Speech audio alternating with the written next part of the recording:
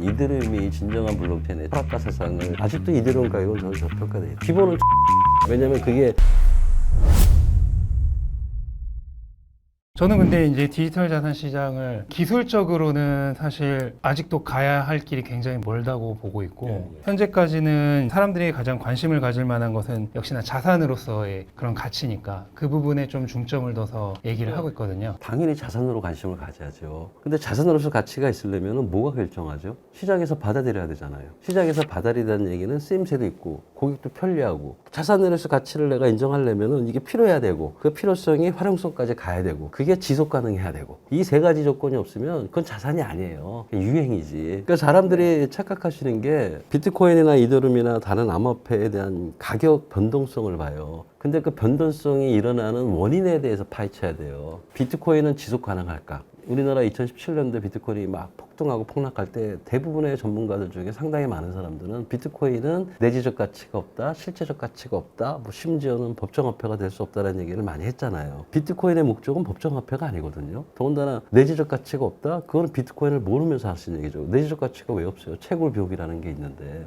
실체가 없다? 실체가 없으면 가치가 없나요? 인공지능 실체가 있어요? 소프트웨어가 실체가 있어요? 그래서 우리나라가 망한 거예요. 소프트웨어 강국이 못 된 이유가 어떤 거에 가치를 따질 때 실체가 있어야 돼요. 그래서 우리나라는 소프트웨어 가치를 인정을 안 해요. 우리나라는 소프트웨어 가치를 인건비로만 한다고요. 눈에 보이지 않는 것을 측정하는 그런 힘이 떨어지는 것 같아요. 그렇죠. 그러니까 이모티콘 왜 돈 주고 사세요? 실체도 없는 건데. 그 훨씬 이전에 이미 게임 아이템 같은 거는 2000년대 초반부터 이미 사람들이 돈을 주고 심지어 외부에서 돈을 주고 거래를 했었잖아요. 왜냐면 게임 회사들이 그걸 인정을 안 하니까. 게임 같은 경우는 게임 머니를 만들고 게임 아이템을 만드는데 그거를 우리나라에서는 이제 화폐나 자산으로 인정을 안 하죠. 그 게임 내에서니까 이렇게 폐쇄된 내에서의 자산이지 바깥으로 빼게 되면은 그게 이제 사행성이라 그래가지고 바깥으로 빼내서 현금 거래를 못 하겠어요. 소유권도 게임 회사가 가지고 있고. 그렇죠. 이제 가장 블록체인의 가장 핵심적인 특징 중에 하나가 바로 이제 소유권인데 사람들이 그거를 간과하세요. 블록체인이 얘기하는 암호화폐 토큰이라는 게 어떤 개념인지 왜 토큰화 시키면 좋아지는지 그 안에는 소유권이라든지 권리라는 개념이 본질적으로 들어가 있어요. 블록체인에서 말하는 신뢰라는 게 그 소유권의 문제예요. 그걸 사람들이 간과한다는 거죠. 그래서 그거를 이해하면은 눈에 보이기 시작해요.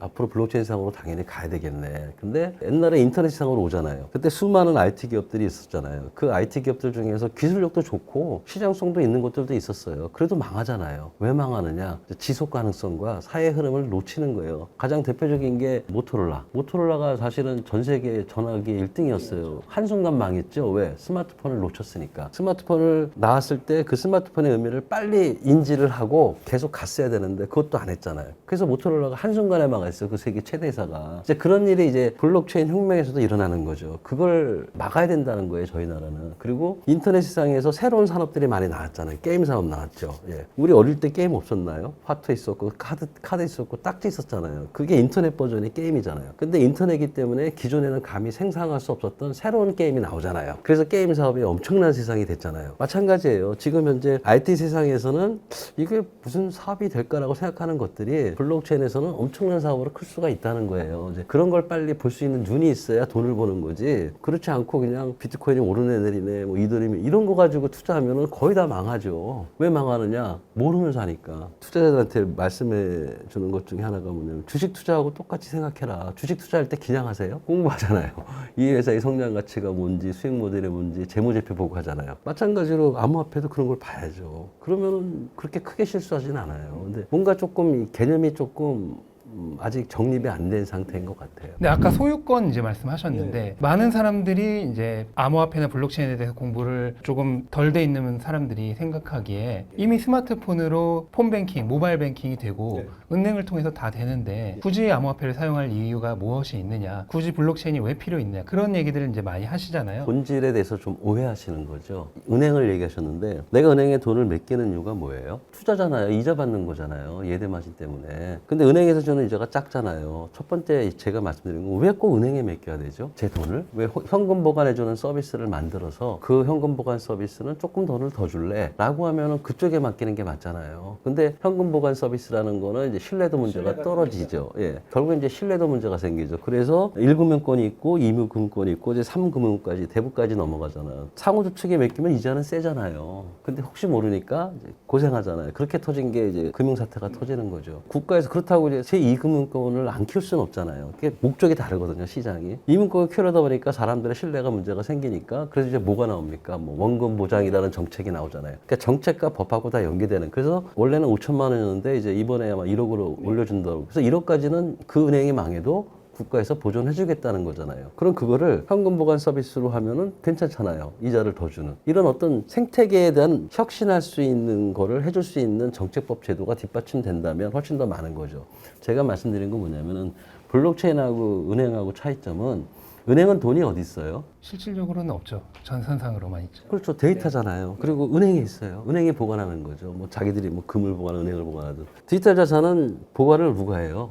제 지갑에 있는 거예요. 그러니까 은행에 있는 거는 데이터상의 돈이고 그걸 현금으로 찾아서 제 지갑에 있으면 제 거잖아요. 확실한 제 거잖아요. 마찬가지로 디지털 자산인 경우는 그 소유권을 본인한테 주는 거예요. 돈이 만약에 예를 들어서 은행에 있다 하지만은 과연 그게 100% 보장되는 소유권이냐. 그게 부도잖아요. 뱅크런. 근데 현금을 내 가지고 있으면 뱅크런 이런 문제 없잖아요. 그러니까 조금 나한테는 더 불편하지만 안전하죠. 이런 개념이 블록체인 세상에서는 심플하게 해결된다는 거예요. 소유권 문제 때문에. 쉽게 얘기하면은 기존의 은행은 은행이 장부를 다 가지고 있고 걔네가 모든 그 장부에 대한 권한을 가지고 있는 반면 블록체인은 이제 모든 이용자들이 다 같이 분산해서 장부를 가지고 있다. 그거를 블록체인의 신뢰라고 얘기하죠. 가장 간단한 예가 이제 대한항공 마일리지 있는데 제 걸까요? 아니죠. 태양공이 망해버리면 사라지는 돈이죠. 그렇잖아요. 근데 사람들은 자기 거라고 착각을 한다. 그게 소유권이에요. 과연 마일리지를 서비스로서 줬지만 그게 과연 진정한 내 것일까에 대한 회의가 생기는. 그게 중앙집중 방식 세상에서는 항상 그런 일이 생겨서 신뢰기관을 미달되자는 거예요. 근데 이제 마일리지를 이제 토큰으로 만들어서 내 지갑에 넣으면은 그건 100% 제 거예요. 그러니까 다연항공이 소멸시킬 수가 없는 거죠. 사실 블록체인은 우리를 위한 기술이에요. 우리를 위한 기술을 여러 가지 이유상에서 기존에 있는 생태계들이 자기의 이익을 극대화시키기 위해서 우리의 이익을 못하게 하는 것도 있어요. 우리 거예요, 사실은. 그리고 가장 중요한 거는 제가 이런 말을 꼭 어디 가서 강연할 때 여러분 데이터 하시죠 그래요. 지금 데이터 세상이잖아요. 인공지능도 데이터가 있어야 된다며요. 그래서 인공지능도 데이터가 있어야지만 인공지능 서비스가 발전하잖아요. 그 말은 뭐냐면요. 인공지능은 데이터를 보고 있는 거예요. 블록체인도 데이터를 보고 있는 거예요. 똑같은 데이터인데 인공지능이 생각하는 데이터하고 블록체인이 생각하는 데이터는 차원이 다릅니다. 인공지능은 데이터를 데이터로 봐요. 블록체인은 데이터를 데이터로 안 봐요. 데이터에 가치가 있고 소유권이 있다고 보는 거예요. 권리가 있다는 거. 어떤 문제가 생기냐면은 오픈 API가 이제 데이터를 얻어가지고 우리한테 지능 서비스를 준다고 하잖아요. 인공지능이 데이터를 얻는 곳이 어디예요? 인터넷이잖아요. 인터넷 여기저기에서 다 얻는 거죠. 가장 많이 얻는 게 글로벌 언론사들의 데이터 얻죠. 출처를 얘기하려면. 그러니까 인공지능은 그 데이터를 데이터로만 보기 때문에 글로벌 언론사 인터넷에 데이터가 떠 있으면 그냥 데이터라고 가져오는 거예요. 근데 사실 글로벌 언론사 데이터는 저작권이라는 게 있습니다. 옛날에 우리 IT 기업 한창일 때 우리가 기업들이 언론에 보도했을 때 보도문을 원본 그대로 가져오면 저작권 위반이에요. 그래서 링크만 가져오게 돼 있습니다. 그런 게 있잖아요. 그러니까 글로벌 언론사들이 이제 오픈 API한테 항의하는 거죠. 너 왜 내 데이터를 함부로 가져가냐. 그래서 오픈 API하고 글로벌 언론사들하고는 계약을 합니다. 저작권 계약. 그게 수천억이에요. 그걸 나타내는 게 뭐냐면 데이터는 단순한 데이터가 아니라는 거예요. 데이터는 분명히 가치가 있는 거죠. 그러니까 가치가 있는 데이터라는 게 자산이잖아요. 자산이잖아요. 가치가 있으니까. 진행자님의 데이터가, 개인정보 데이터 있잖아요. 가치가 있어 없어요? 있잖아요. 그럼 자산을 가지고 계신 거예요. 인공지능은 데이터를 데이터로 보지만 블록체인은 데이터를 자산으로 보고 있다는 거예요, 지금. 그 자산이라면 반드시 필요한 게 있어요. 뭐냐면은 누구 거냐는 거지. 사회자님의 데이터는 사회자님 거잖아요. 그러니까 사회자님 거의 데이터는 가치가 있고 내 거라는 게 표현이 돼야 돼요. 그래서 저는 그거를 뭐라고 얘기하냐면은 데이터 세상에서 포스트 데이터 세상으로 바뀐다고 그래요. 포스트 데이터라는 게 뭐냐면은 데이터를 얘기하는 게 아니라 데이터에 플러스 가치, 플러스 소유권이나 권리가 결합되어 있는 또 다른 형태의 데이터. 그걸 저는 이제 포스트 데이터라고 얘기하는 거죠. 그 포스트 데이터가 블록체인에서는 디지털 자산이라고 하는 거예요. 디지털 자산. 그러니까 인공지능은 데이터를 데이터로 보는데 블록체인은 데이터를 디지털 자산으로 보는 거예요. 그러면은 그 디지털 자산을 우리가 다룰 수 있어야 되잖아요. 현재 컴퓨터는 데이터를 다루는 기계지, 아까 말한 것처럼 디지털 자산을 다루는 기계가 아니에요. 예를 들어서 내 의료정보 데이터가 내 거라는 걸 표현하기 위해서 현재 컴퓨터에 한번 구현해 보려고 하세요. 불가능합니다. 그 디지털 자산, 그 포스트 데이터를 다루는 기계가 블록체인이에요. 현재 컴퓨터는 데이터를 다루는 기계고 블록체인 컴퓨터는 디지털 자산, 포스트 데이터를 다루는 기계예요. 그러면 그 데이터를 현재 컴퓨터는 어떻게 표현하느냐? 그냥 우리가 말다시피 포맷이라는 게 있죠. 데이터 프로파일 있죠. 뭐 영일로 해가지고 아스키 코드를 하고 블록체인 컴퓨터는 디지털 자산을 다루려면 어떤 형태의 툴이 있어야 되잖아요. 그게 암호화폐예요. 그게 그래서 디지털 자산을 표현하는 수단이 암호화폐입니다. 이게 미카법에 정확히 정의되어 있어요. 근데 우리나라 가상자산법하고 디지털자산법에는 거기까지는 정의를 안 해 있어요. 가상자산법은 블록체인이라는 얘기도 없이 그냥 가치가 있는 전자적 증표라고 얘기해요. 세상에 가치 없는 데이터 있어요? 세상에 있는 모든 데이터는 가상자산이에요. 가상자산법에 하면. 근데 디지털자산법에서는 한 단계 진보를 했습니다. 블록체인 및 이와 유사한 기술로 만든 거. 그러니까 이제 포스트 데이터 개념이 들어가는 거죠. 근데 거기에 가치 표현이라는 토큰에 대한 개념은 안 나와요. 미카법엔 나옵니다. 그러니까 이제 그렇게 발전한 단계죠. 그래서 포스트 데이터, 디지털 자산을 표현하는 툴이 토큰이기 때문에 우리가 토큰이라는 걸 딱 떠오르면은 그 토큰은 자산이에요. 그 자산이 대응되는 뭐가 있어야 돼요? 데이터가 있어야 돼요. 그래서 어떤 토큰이 사기인지 아닌지를 판별하는 가장 확실한 방법은 그 데이터가 표현해주는 디지털 자산이 뭔지가 있느냐 없느냐예요. 그게 없으면 사기예요. 그게 있어야 돼. 그 두 번째는 그게 있는 상태에서 그럼 얘가 토큰 생태계가 제대로 돌아가느냐. 예를 들어서 토큰 생태계를 간단히 얘기하면 제가 이렇게 여기다 써놨어요. 금 있죠. 우리 사회자님은 금을 보면 어떤 생각을 하세요? 저는 금을 보면 생태계 생각해요. 금? 금은 누가 생산하지? 유통은 누가 책임지지? 그리고 누가 돈 주고 사지? 이런 생태계. 생태계는 뭐냐면은 똑같이 토큰 생태계는 토큰 발행을 누가 하지? 그리고 이 토큰은 어떤 시장의 유통 흐름을 쫓아가지? 그리고 누가 사지? 그리고 이게 어떻게 순환되지? 이렇게 바라보는 그 습관을 길러야 토큰 생태계가 눈에 보입니다. 토큰만 바라보지 말고 토큰 생태계를 보라는 거예요, 제 얘기는. 그래야 이 토큰이 정말 가치가 있는지 지속 가능한지를 볼 수 있는 거예요. 금 지속 가능한가요? 저는 꽤 오랜 시간 지속 가능하다고 보고 있습니다. 네, 왜요? 사람들의 그 인식이라고 하는 것이 한순간에 바뀌는 것이 아니기 때문에 인식이 바뀌면 금 가치가 없어지겠네요. 없어지죠. 네. 똑같은 거예요. 지금 가장 중요한 건 토큰이 왜 가치가 있지? 인식이 있고 가치 있다고 생각하는 사람이 있으니까. 그리고 그 가치는 상승할 거라고 생각해요. 만약에 금이 가치가 있어도 가격이 상승 안 한다. 가격이 떨어진다. 안 사실 거 아니에요. 그럼 가격이 상승하고 상승하는 이유가 뭐지? 그럼 토큰도 마찬가지예요. 토큰의 가치가 나는 오를 거라고 생각을 해. 가치가 있어. 그래서 사는 거예요. 그러면 그 토큰의 가치는 왜 올라가지? 금이 왜 올라갈까? 수요가 폭발하니까 올라가는 거죠. 마찬가지예요. 토큰도 수요가 있어야 올라가죠. 그럼 이 토큰의 수요는 어디서 창출되지? 이런 걸 이제 한 번씩 따져보면은 인간이 원래 생각했던 자본 생태계의 흐름하고 똑같아요. 대상만 바뀌었을 뿐이지. 그런 의미입니다. 예.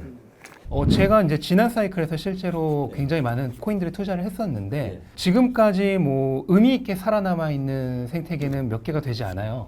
나머지는 그 당시에는 굉장히 이제 화려하게 비전들 앞으로 이런 식으로 블록체인 상에서 자기들의 비전을 구현할 겁니다. 특히 디파이나 게이밍 쪽에서 그런 것들 많이 얘기했지만 가격이 폭락하니까 그냥 모든 것들이 다 멈췄었던 그런, 아직까지도 저는 약간 서부 시대 같은 시장이라고 생각을 하고 지금도 그런 비전들을 얘기하면서 특히 AI 관련돼서 이번 굉장히 많은 프로젝트들이 나오고 있는데 거기에서 살아남게 되는 프로젝트는 정말 극소수가 될 거라고 생각을 하는데 극소수가 아니고요. 딱 1%입니다. 1%면 극소수죠. 극소수보다 더한 거죠. 근데 제가 왜 1%라고 얘기하냐면은 막 그래요, 사람들이. 무슨 1%라도 10%는 되겠지. 아니에요. 우리나라 IT 기업 창업이잖아요. 똑같다는 거죠, 전 생태계가. 특징만 다를 뿐이지. 그럼 IT 기업 생태계도 있잖아요. 블록체인 기업 생태계도 있잖아요. IT 기업 생태계가 창업하고 사업을 하고 비즈니스 선언하고, 그러니까 비전을 선언하고 비즈니스잖아요. 성공 확률은 3%예요. 그 중에 3개만 살아남지 나머지는 다 망해요. 그게 신뢰가 없어서일까요? 아니에요. 원래 그래요, 생태계는. 시장이 결정하기 때문에 암호화폐 토큰에 대해서 신뢰가 없어서 얘네들은 사기야. 이런 개념이 아니에요. IT 기업도 그러면 똑같은 논리를 대야 돼요. 100개 중에 우리나라 97개 기업이 망하니까 사기쳤네, 투기네. 이러면 안 돼요. 근데 블록체인 기업은 저는 1%로 봅니다. 100개 중에 하나가 살아간다. 문제는 그 돈을 버시려면은 단기적인 거 말고, 단기적으로 뭐 투기에 들어가서 뭐 순간적으로 넣었다 하는 거 말고, 정말로 건전한 투자를 가지고 돈을 버시려면 그 1%를 볼 수 있는 눈을 키워야 돼요. 어떤 코인들이 있을까요? 그럼 지금 현재로서는? 지금은 전 세계적으로 발행된 암호화폐 생태계는 10만 개가 넘어요. 사람들이 모르지만. 근데 그 중에서 사람들에게 많이 10만 개 중에 뭐 이런 얘기는 뭐하지만 쓰레기 같은 것도 있겠죠. 근데 그 중에서 한 10,000개 정도가 있다고 치면은 그 중에 1%라면 100개잖아요. 100개는 있다는 거죠. 지금은 그 100개를 고르는 능력을 가져야 되는 거고, 그 100개 안에는 뭐 제가 볼 때 비트코인, 이더리움은 확실한 거고, 솔라나도 거의 확실하고, 그 다음에 리플도 있고, 그 다음에 체인리크도 있고, 그 다음에 제가 요즘 관심 갖는 거는 그러니까 모듈러 블록체인을 만드는 기술 특화된 기업이 하나 있어요. 이런 걸 찾아야죠. 근데 그게 기술 특화돼 있는지 아니면 서비스 특화인지를 보려면은 먼저 블록체인 기술에 대한 이해를 하셔야 되고, 그 다음에 블록체인 서비스의 특징을 이해해야 되고, 그래서 먼저 조금 공부가 필요하다는 거예요. 그래서 저는 최소한 현재 우리가 익숙하게 얘기 나오는 얘기 중에서 한 100개 정도는 지속 가능하게 살아남을 것 같아요. 그 중에 단연 선두는 금이겠죠. 예, 비트코인은 끊임없이 올라갈 것 같고. 예. 그러면은 비트코인과 그 기술상으로 훨씬 더 이제 후기에 나와서 이제 우월하다고 알려져 있는 이더리움, 또 그 뒤에 나온 솔라나, 뭐 체인링크, 이런 다른 코인들과 비교해 봤을 때 어느 쪽이 더 좀 비전이 좋다라고 생각을 하세요? 각각의 비전이 달라요. 비트코인은 제가 말씀드렸지만 스페셜한 목적이 있는 거고요. 그거는 블록체인 생태계에 저같이 기술자 입장에서는 끼지도 못해요. 걔는 그냥 금이에요. 디지털 금. 블록체인 관점에서 보면은 이제 이더리움도 있고 리플도 있고 그 다음에 솔라나도 있는데, 제가 이더리움을 좋아한다고 얘기하는 거는 이더리움이 진정한 블록체인의 철학과 사상을 만든 사람이고, 그 다음에 걔는 제너럴 플랫폼이에요. 모든 것을 담을 수 있는 제너럴 플랫폼이고, 일종에 보면 저는 이렇게 얘기해요. 인터넷이 있으면, 인터넷은 퍼블릭 인터넷 있잖아요. 근데 퍼블릭 인터넷은 여러 가지 문제가 있죠. 뭐 속도라든지 보안이라든지. 그래서 우리 사설 인터넷 막 많이 쓰잖아요. 그러니까 사설 인터넷들이 지금 판을 치는 거죠. 그런 것들이 뭐 솔라나도 있고 뭐 몇 가지가 있어요. 리플 같은 경우는 국제 결제망을 뭐 걔는 목표가 뚜렷합니다. 확실한 활용성이 있고 유용성이 있다는 얘기고, 그리고 일반인들이 알아듣기 쉬워요. 아, 쟤는 국제 결정으로 스위프트망을. 그러다 보니까 마케팅적인 측면에서 굉장히 좋고요. 그 다음에 현재 솔라나도 필요해요. 왜냐하면 이더리움의 제너럴 플랫폼을 추구하다 보니 속도나 보안적인 측면에서 아직 완성되지는 않아요. 물론 다른 것도 마찬가지지만, 근데 이제 솔라나 같은 경우는 이제 속도에 대한 상승을 이제 특화시켰기 때문에 제가 볼 때는 게임이라든지 웹 3.0이라든지 이런 것 중에 특화된 서비스일 수도 있어요. 그래서 충분히 살아남을 수가 있습니다. 이더리움과 솔라나는 사실 어느 정도 경쟁 구도도 존재한다고 보는 시선인데 그렇죠? 아니, 저는 안 봅니다. 그러니까 보통 사람들은 이더리움과 솔라나가 경쟁한다고 하는데 저는 좀 다른 차원이라고 생각을 하고요. 근데 저도 이제 솔라나를 굉장히 많이 사용했는데, 국제적인 뭐 비자를 대체한다든지 이런 것들 솔라나가 실제로 내세우고 있는 비전 중에 하나인데, 그런 것들을 달성하기에는 아직도 많이 부족한 기술이라고 보고 있거든요. 그러면 만약에 더 새로운 5세대, 6세대 그런 블록체인들이 나왔을 때 정말로 그들이 얘기하는 초당 거래 처리 횟수 뭐 10만 회, 15만 회를 정말로 달성하는, 솔라나는 아직 만 회도 안 되거든요. 그런 것들이 나왔을 때 솔라나 같은 코인들이 대체될 가능성은 없다고 보시는 거예요? 있죠. 10년, 20년 지나고 나서 예를 들어가지고 이런 거죠. 우리 모토로라 아이폰 삼성전자로 대체되지. 근데 이제 삼성전자도 지금 10년 이상 살까요? 그거는 큰 틀에서 봐주시면은 세상은 계속 새로운 경쟁자가 나와야 되는 거고, 새로운 경쟁자가 기존 경쟁자를 물리치겠죠. 그래서 서로 피 터지는 시장 싸움을 할 거예요. 그건 산업 생태계의 원래 절대적인 거예요. 그래서 솔라나를 능가하는 또 다른 블록체인이 나올 수 있다? 당연히 나올 수 있고 나와야죠. 그래야지만 세상이 좀 더 좋아질 거니까. 제가 말하는 이더리움이라는 거는, 이더리움은 끊임없이 그런 세상을 맞춰서 가고 있는 게 이더리움의 목표라는 거예요. 솔라나도 마찬가지죠. 근데 제가 왜 이더리움을 좋아하냐면은, 이더리움이 블록체인의 철학과 사상을 가장 적합하게 만족시킨다. 그리고 이더리움의 목표가 저 같은 사람이 생각하는 미래 세상의 목표하고 같다. 비전이 좀 다릅니다. 솔라나하고 이더리움하고 비전이 좀 달라요.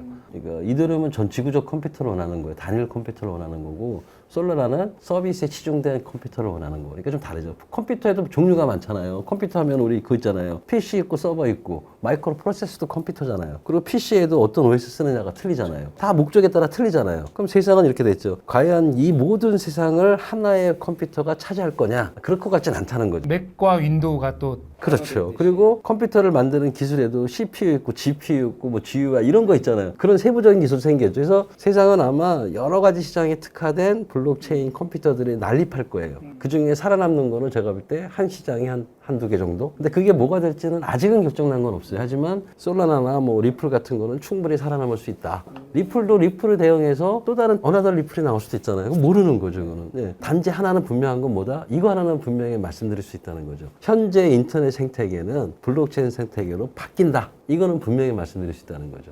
그래서 지금 우리가 지금 고민해야 되는 거는, 블록체인 생태계에서 대한민국이 어떻게 해야 될 것이냐 이게 저는 궁금한 거예요. 이게 중요한 거죠. 왜? 그거는 우리 국민들 모두에게 관련이 돼 있으니까. 옛날에 인터넷 진흥을 통해서 IT 인프라 강국이 되었듯이 블록체인 진흥 정책을 해야 된다고 끊임없이 주장하는 거고요. 교수님이 말씀하신 그런 전망에 따르면은 뭐 예를 들어 솔라나가 되었던 무엇이 되었던 지금 잘 나간다고 해서 앞으로도 계속 잘 나갈 거라고 확신할 수 없고 기술적으로 뭔가 더 우월한 그런 경쟁자들이 나타날 경우에는 주식을 예를 들어서 모토를 투자했다 하더라도 애플로 바꿔야 됐듯이 그렇게 좀 갈아타기를 해야겠네요. 그걸 하는 게 기업의 의무입니다. 제가 볼 때는 기술보다는 시장 친화적인 게 살아남을 것 같아요. 제 역사상. 예를 들어서 옛날에 비디오 테이프 요즘은 안 쓰잖아요.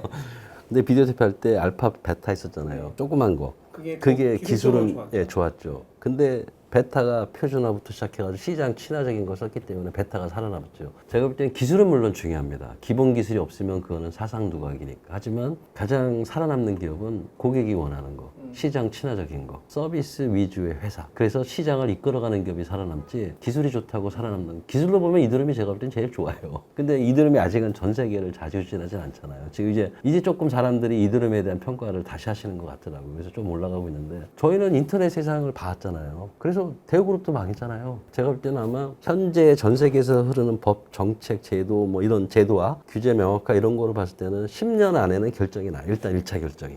누가 과연 끝까지 살아남고 갈지. 그거는 10년 안에 결정이 난다고 봅니다. 대표님이 생각하기에 이더리움의 경우는 정말로 장기적으로 봐서도 무언가의 경쟁자에 대체될 확률이 굉장히 좀 낮다고 보시나요? 예, 저는 이드럼은 기술 발전을 하면서 이드럼에 대한 포지션은 끝까지 가져갈 것 같아요. 그래서 제가 이드럼을 좋아합니다. 뭐 설사 기술적으로 더 뛰어난 애가 나온다 하더라도 이미 구축된 이더리움의 그 생태계와 인지도와 그런 것들이 있기 때문에 그런 거를 이제 그 기술적으로 뛰어나다는 게 어떤 거냐면은 이런 거예요. 기술적으로 뛰어나다는 게 모든 기술을 다 능가할 수 있는 맞는 기술은 없다는 거예요. 제가 볼 때는. 우리 인공지능 나와도 뭐 각각에 대한 특화된 기술이 있듯이. 이더리움은 일종의 제너럴 플랫폼이라고 얘기했던 거고 솔라나는 어떻게 보면 특화된 기술이라고 제가 말하는 거죠. 그래서 이더리움은 제너럴 플랫폼으로서의 제너럴 생태계 만드는 위치는 끝까지 갈 것 같고 특화된 비즈니스 도메인은 또 그거 나름대로의 경쟁이 일어날 거고 그런 의미에서 저는 제너럴 플랫폼으로서는 이더리움이 갈 거고 이드럼은 현재 그게 비전이에요. 이드럼도 속도를 빨리 하기 위해서 뭐 여러 가지 뭐 잘 아시겠지만 뭐 샤딩을 쓴다든지 요새 또 새로운 기술 로드맵을 발표했거든요. 거기도 속도를 증가시키는 일에 굉장히 신경을 쓰고 있고 보안도 뭐 영시식 롤업을 한다든지 여러 가지를 하고 있어요. 근데 이드럼 자체가 워낙 꿈이 원대하기 때문에 굉장히 기술적으로 난관들이 많아요. 그래서 그렇지 이드럼이 추구하는 목적에 맞는 제너럴 플랫폼 위치는 끝까지 갈 거다. 이렇게 생각하는 사람인 거예요. 예. 이더리움은 어떻게 보면은 다른 이제 뭐 새롭게 나오고 있는 그런 블록체인들과는 조금 이제 와서 보면 결이 좀 다른 걸로 취급을 해야겠네요. 예, 저는 결이 다른 걸로 보고 있습니다. 아직까지 저는 뭐 솔라나 뭐 여러 가지 다른 쪽 뭐 폴리곤도 얘기하고 여러 가지 얘기하는데 아직 이드럼 같진 않아요. 제가 볼 때.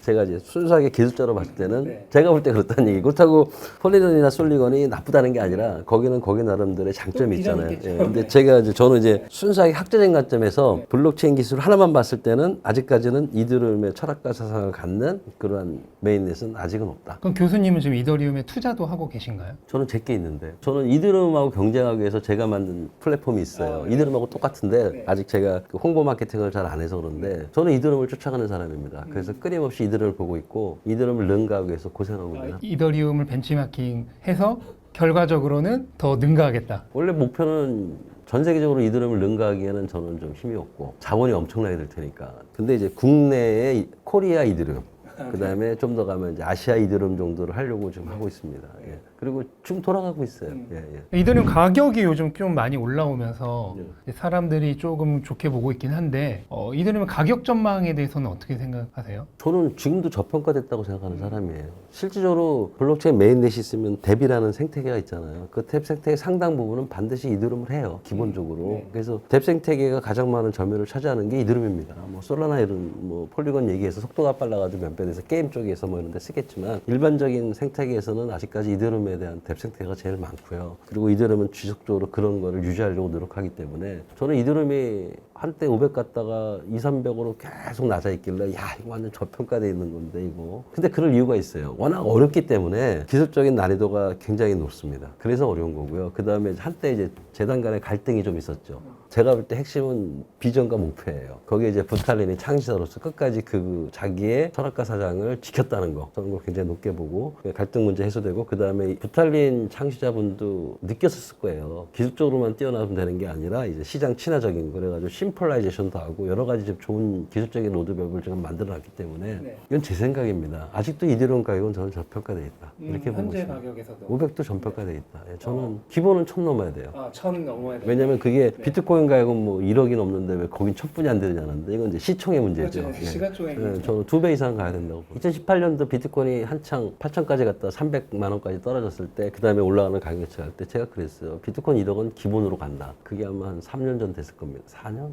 됐을 거예요. 그때 사람들이 막 웃었어요. 그게 가잖아요. 그게 그냥 보는 게 아니라 여러 가지를 종합적으로 판단하는 거죠. 세상의 패러다임의 전환이라든지 세상의 변화라든지 그런 걸 보고서 제가 볼 때 비트코인은 절대 안 죽는다. 그리고 비트코인은 디지털 금으로서 이상을 확실히 차지할 거다. 그래서 1억 합니다. 이렇게 얘기했던데 지금 1억 넘었잖아요. 이제는 뭐 15만 불 가느냐 20만 불 가느냐 할 때 저도 올 초에는 50만 불 간다고 했어요. 왜냐하면 이제 트럼프 시대에 이제 비트코인 전략 자산화라고 나왔으니까 사람들이 전략 자산이라는 것에 대해서 너무 쉽게 말씀을 하세요. 미국의 전략 자산은 달러, 핵무기 이런 것들이에요. 미국을 지탱하는 힘이라는 거예요. 금도 전략 자산 대우지 전략 자산에서 좀 빠졌어요. 준비금이죠, 그냥. 그죠. 네. 근데 이제 비트코인을 전략 자산하겠다는 거잖아요. 그 속에는 엄청난 게 들어가 있다는 거죠. 그거 보고 저는 올해 50만 불 할 것 같다라고 생각을 했는데 문제는 속도죠, 이제. 비트코인 전략 자산을 위해서는 생각이 아니라 구체적인 실행 방안이라든지 법제도가 돼야 되는데 그게 생각보다 늦는 거죠. 이제 조금씩 그래도 보이고 있잖아요. 야, 이제 보죠. 그래서 올해는 아니고 내년에는 50만 달러 갈 거죠. 올해는 제가 볼 때 한 어떤 분은 15만 달러가 함정이다 그러는데 저는 한 20만 달러도 갈 수 있지 않을까? 2억 이상 충분히 예, 2억 갈 수 있다고 보고 있는 사람이고 그다음에